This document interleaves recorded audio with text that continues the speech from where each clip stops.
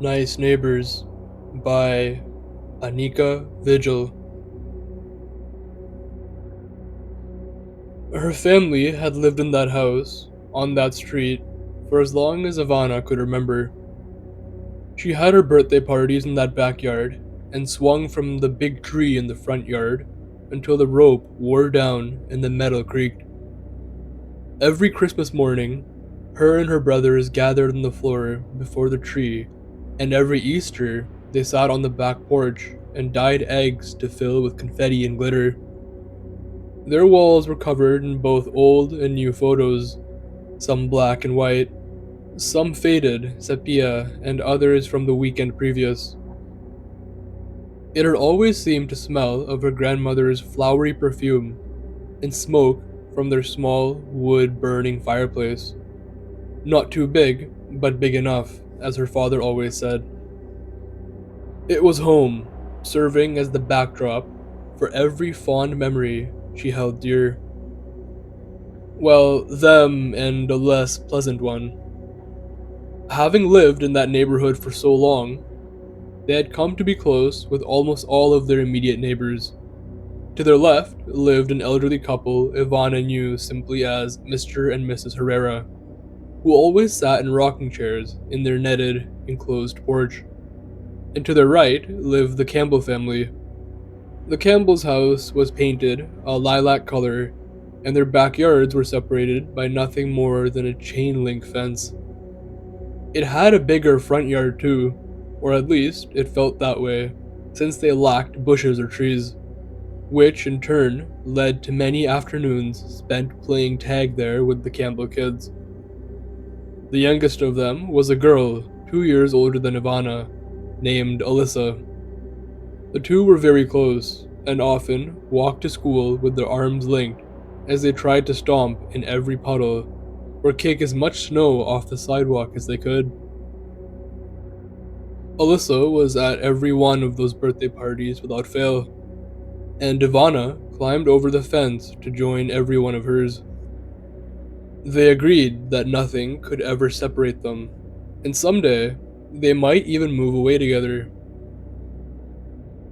The best thing was, in their minds, the fact that their bedroom windows were both on the sides of their respective house, facing each other.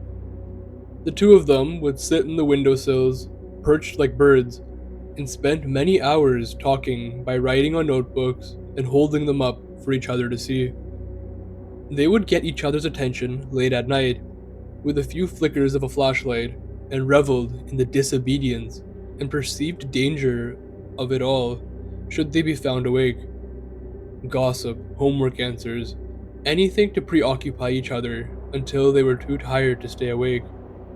Ivana looked forward to it every night, especially on days when chores and schoolwork kept her out of the yard. Snowy and sick days were by far the worst, and she sought comfort in leaning against the glass with her flashlight in hand. Alyssa was her best friend, and she loved her. Alyssa, unfortunately, didn't stick around as long as she had planned. That warm summer morning, when the moving truck pulled up in front of the lilac house, the two girls were heartbroken. Neither had known that far in advance, and when the news had been broken to them, it was taken with the hopeless sort of sadness that came with the inevitable. It rained that afternoon, and Alyssa stood in her window with her backpack over one shoulder, waving goodbye. She wasn't crying, and Ivana smiled back with as much reassurance as she could muster.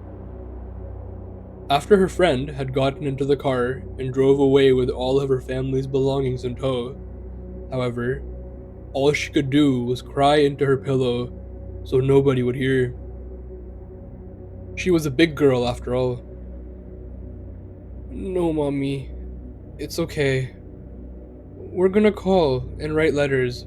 She'll do it. She promised." The house was empty for a long while, growing weeds while remaining vacant and silent.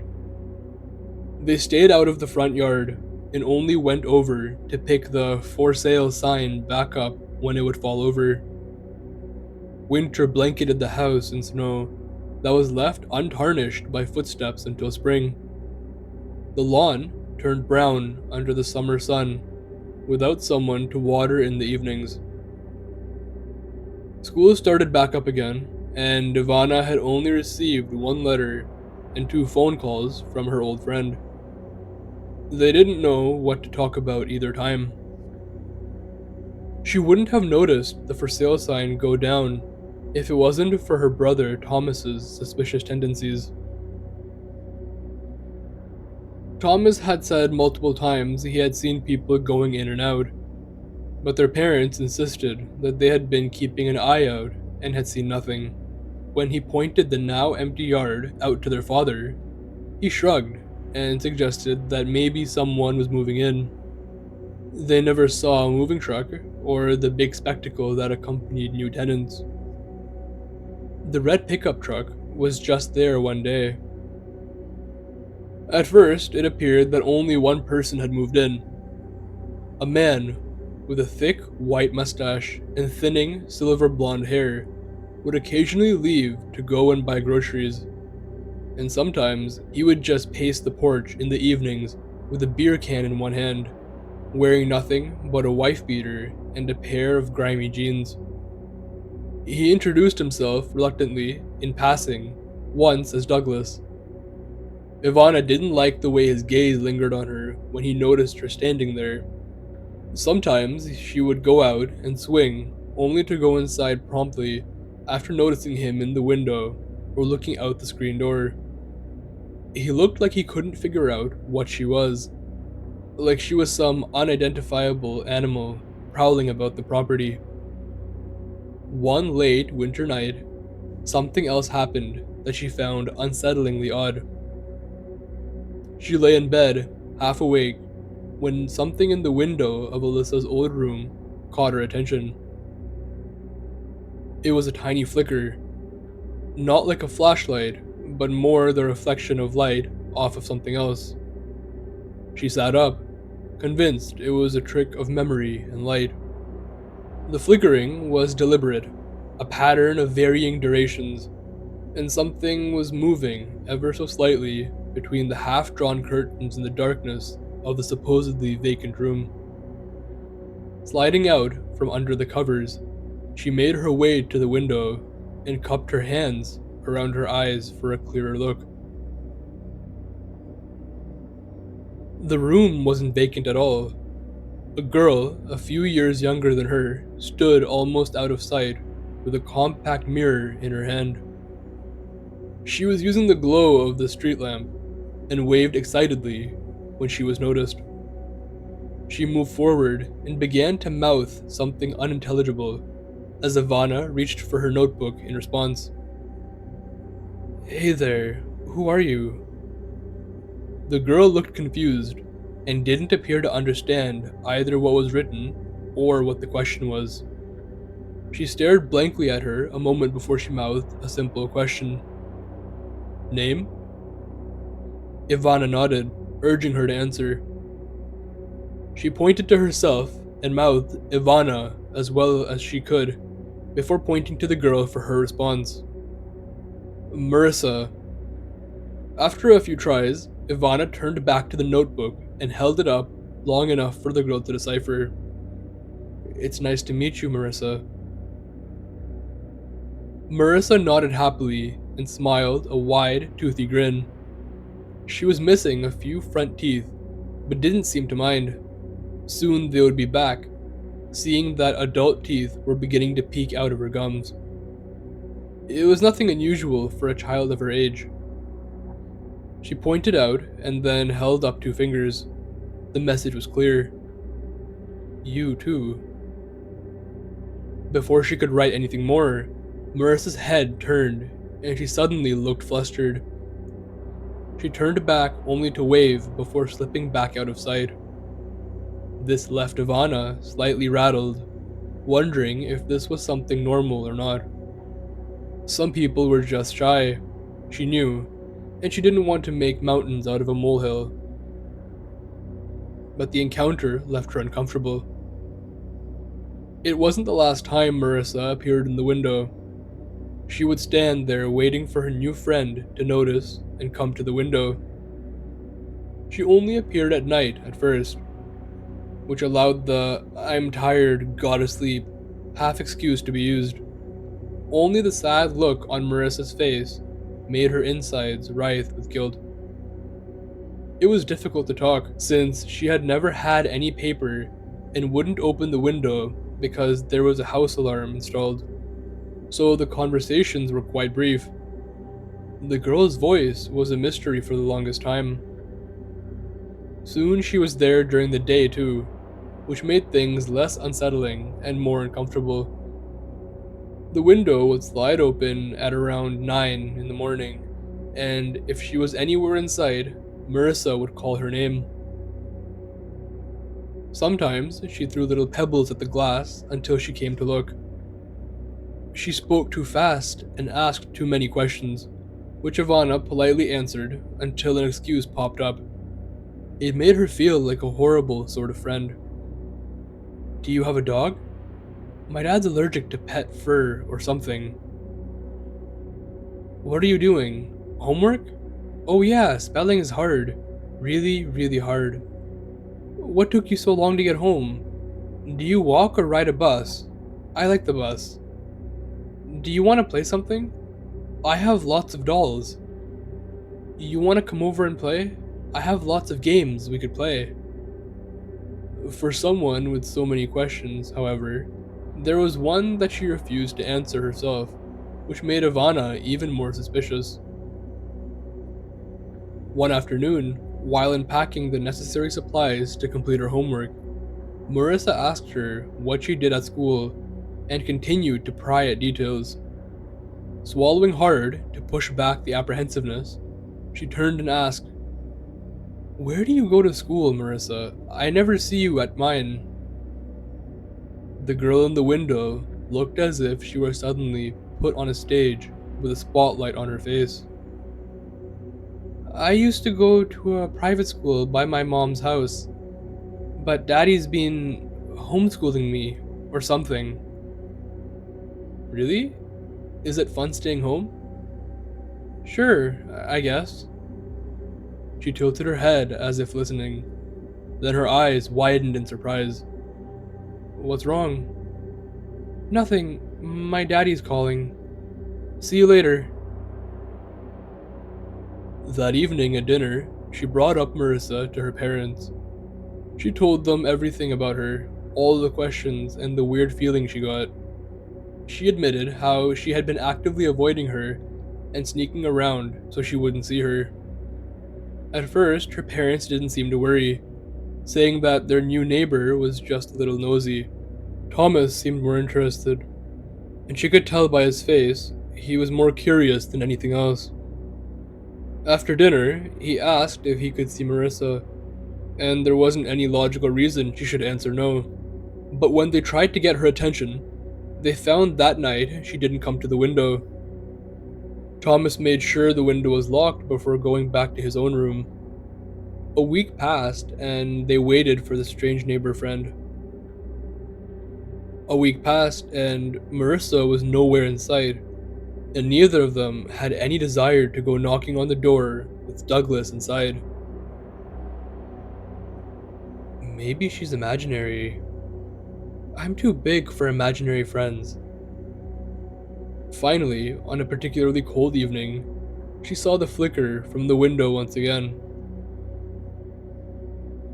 The window was indeed open, but only enough for Marissa to whisper through. She looked alright, albeit a little tired. "Hey Ivana, you want to see something cool?"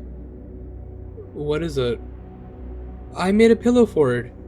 It's really fun, and it's got multiple little rooms. If you're sneaky, you could come over and we can play in it." "Why do I have to be sneaky?" "Daddy doesn't like people coming over. They make messes. You won't, but he thinks you will." "Where is the pillow fort?" "It's in the little crawl space under the living room floor. You wanna?" Ivana swallowed hard. "It's late, and I have school tomorrow. I gotta go to bed soon. I'm sorry. It's okay. I just never have any friends over.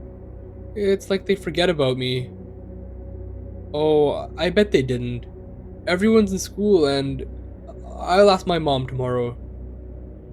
Marissa cracked a small smile, and for a little while, they sat in silence. Is Douglas your dad? Ivana asked slowly, as if she were tiptoeing around. The little girl in the window made a face she hadn't before. Her brow furrowed, and she shook her head. Douglas?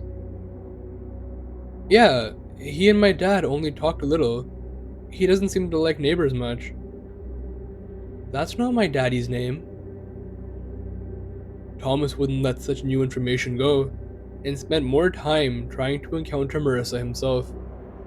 He asked questions like, does she look like him? Or, what else did she say about him? Still, there was no response whenever Tommy was present. Even if he hid so she couldn't see him. This frustrated him greatly, and he continued to bring it up to their parents, only to be told not to spy on neighbors. At one point, he accused his sister of making it all up because she was upset about Alyssa. On a chilly November morning, Ivana proved she wasn't making anything up. It was about 4:30 before the sun had begun to rise up into the gray winter sky. The entire family was woken by the sound of glass shattering. She was the first to get up and figure out what had caused the noise, since all she had to do was peek out the window. The window Marissa had so frequently perched in had shattered outward, scattering shimmering shards of glass all over the weeds in the window well below. There, the dark-haired girl stood, her curly locks no longer in their neat braids, and her eyes wide with fear, or at least, what she perceived to be fear. She was shaking her head, and when Ivana called her name, she looked around frantically, her eyes unfocused. I can't. I can't see. It's too dark. I don't wanna. I don't wanna be here, please. Marissa, I'm right here. What happened? She waved her arms, but the girl only groped around blindly. I don't want to go back into the dark place. It's not fun. It's not fun. There was another indistinct thud, and then her voice was gone. Everyone rushed in shortly after, but nobody could figure out what had happened or what she was even talking about when she tried to articulate what she had seen. That afternoon, Ivana decided to call Alyssa in the hopes of telling someone who would better understand. She sat in her windowsill, looking out as she listened to the ringing in anticipation. Alyssa's mother answered after 3 attempts, sounding irritated before giving over the phone. Hey Ivana, how are you? Something weird is happening in your house.